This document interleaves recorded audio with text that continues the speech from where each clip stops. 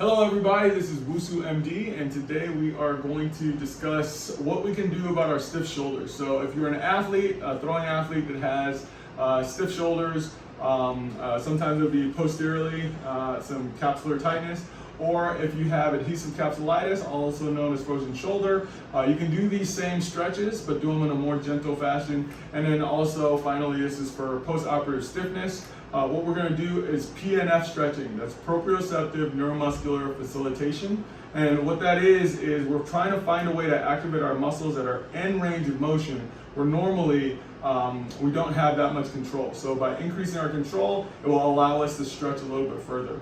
The key of for all of these exercises, what we're going to do is we're going to go to our end range of motion, and then we're going to do an activated push, like a contraction, and then we're going to do a contraction in the opposite direction. That's going to be for 8 seconds, and then we're going to relax and go deeper into the stretch. And so it's going to be 8 seconds on, 8 seconds on in the opposite direction, relax, and a stretch, and then repeat. And then you do this 3 to 5 times, and you'll notice that even as we're doing it, your flexibility is going to increase. So first thing, we're going to come to a table, and we're going to do table slides. So whenever I do table slides, I'm not just sliding out, I'm actually dropping my chin or my armpit closer to the table. So I say, kiss the table. So if I was having a stiff shoulder, I might only be able to get to here, and then I'm going to press my hand, my palm, into the table. So I'm trying to push down into the table,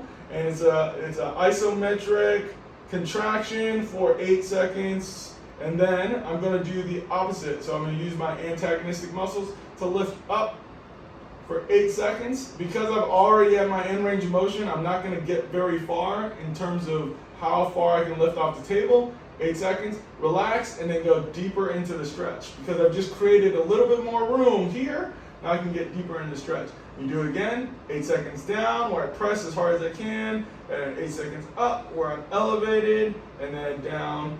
8 seconds down, 8 seconds up, and then progress. So 3 to 5 rounds, and now I'm going to do it sideways. And so sideways, I'm trying to get my armpit again to the ground or my ear to my shoulder. Okay? So coming out here, wherever my end range of motion is, I'm going to push down now. So I'm using my lats and using all these muscles under here, and then I'm going to elevate. And now that I've created more space, I'm going to go in. So again, 8 seconds down, 8 seconds up, and then go deeper into the stretch. What is happening with the contraction, anytime I contract one group of muscles here, it tells the other group of muscles to relax. And so if I contract these muscles up here, it's actually telling these muscles down here to relax, which is helping to create that space and give me more room. And eventually I want to get my armpit down. Now we're going to go to a sleeper stretch. So for the sleeper stretch, it is called such because you can be in a sleeping position on your side. And from here, what we're going to do is I'm going to take this hand that's on the bottom. This hand is going to be my stabilizing, like the table was before. And I'm going to internally rotate down. And I'm going to put my stabilizing hand on top. And now I'm going to press into it. And so I'm trying to externally rotate against a movable surface. So I press in, do my isometric contraction, 8 seconds, and then I pull away. So the top hand actually just stays exactly where it is. I pull away for 8 seconds, and then I go deeper into the stretch. Contract into my hand, keep the top hand, pull away, go deeper into the stretch. And you're really going to feel this tight in the back. You can do this exercise with varying degrees of abduction of your hand, elevation of your hand, as well as you can play around with where you're actually going to put your elbow position, and that changes the amount of force and where it's actually hitting your posterior capsule. Now we're going to move over to the wall. Moving over to the wall, we're going to do a stretch in which we're reaching out and I'm trying to turn my body away from the wall. So it's basically my shoulder and my hand are on the wall, and I use my body to create that stretch. And so now I'm going to push into the wall for 8 seconds and then pull away from the wall, stabilizing my core, and then go deeper into a stretch. Push into the wall, pull away from the wall, and then go deeper. Push into the wall, pull away from the wall. So 8 seconds, 8 seconds, 8 seconds, 3 to 5 rounds of that. And with this, you can do it at different angles, and you'll find a different stretch. Do it at different angles. I usually like here and here are the angles that really help me feel the stretch. And finally, what we're going to do now,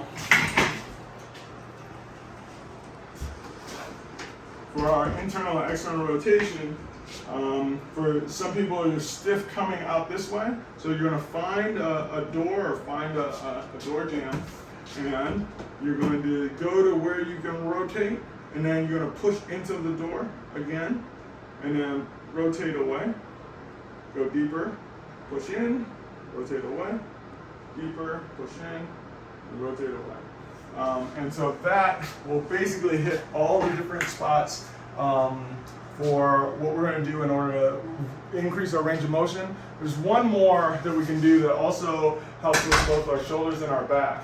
And it's to put our elbow on the wall this way. And what I'm trying to do is I'm trying to get my chest close to the wall. And once I'm at my max, I'm going to push into the wall. I'm going to push my elbows into the wall this way. Pushing into the wall, and then I'm going to pull away from the wall. And then go deeper into the stretch and repeat that just like we've done everything else. And that is how we're going to increase your range of motion and get you feeling better. Thank you very much. See you next time.